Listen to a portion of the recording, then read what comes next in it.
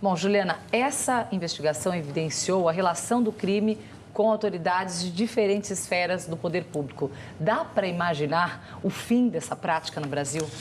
Acho difícil, Karen. Infelizmente, a gente hoje enxerga, né, cada vez mais essas práticas ilícitas e o crime organizado muito ligados, né, à prática política.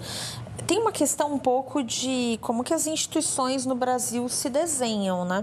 Acho que um tanto de qual é, inclusive, o tamanho da dificuldade para que você consiga fazer alguns tipos de investigação caminhar no lado da política, né? E o como que muitas vezes a percepção da impunidade em diversos setores da sociedade vai se espalhando e vai ficando cada vez mais evidente, dificulta um tanto essa separação e, eventualmente, a tentativa de solucionar esse tipo de questão. E é muito triste, né? Isso faz com que a gente tenha perdas significativas, né? Não são não necessariamente econômicas, são perdas sociais, né?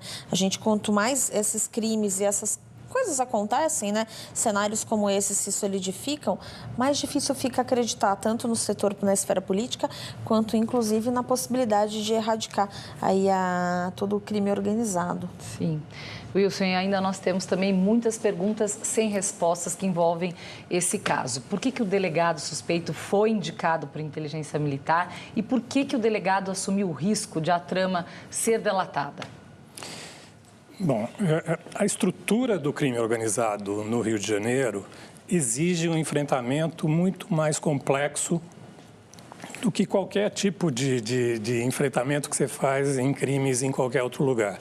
Porque essa malha que junta polícia civil, polícia militar, milícia, política, isso tudo está tão entranhado nas instituições do Rio, que é praticamente impossível você conseguir acessar condutas criminosas sem o apoio, por exemplo, do Instituto da Delação Premiada, que é uma coisa que é usada desde o Brasil colônia, mas que nos anos 90 começou a ser regulamentada. E hoje a delação premiada já está prevista no Código Penal, está previsto na lei basicamente na lei do crime organizado, que é uma lei de 2013, que aí define quem deve propor, quem deve aceitar a delação premiada. E isso, foi graças a isso que se chegou aos mandantes do crime. Ao contrário do que disse o ministro Lewandowski, o caso não está encerrado. Foram descobertos os mandantes do crime, da morte da Marielle.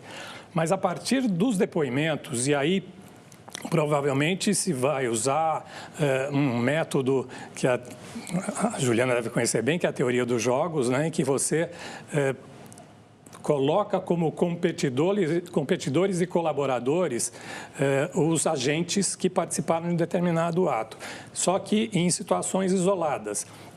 E aí você faz o quê? Você premia aquele que delatar o outro com redução de pena, com algum tipo de benefício.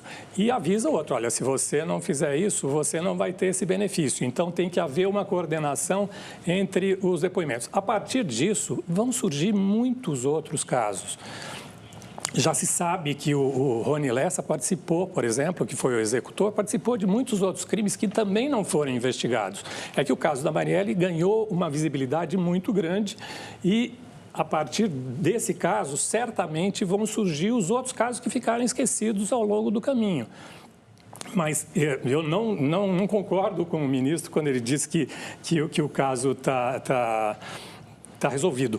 Tem uma outra questão que é muito relevante, que pouca gente sabe, é que o secretário da Segurança no Rio de Janeiro não é escolhido pelo governador, não é indicado pelo governador, é indicado pela Assembleia Legislativa. Então, aí você vê a promiscuidade que existe entre a política e a polícia. Quer dizer, o secretário de Segurança, basicamente, depende do apoio da Assembleia Legislativa. Quer dizer, não tem pé nem cabeça isso.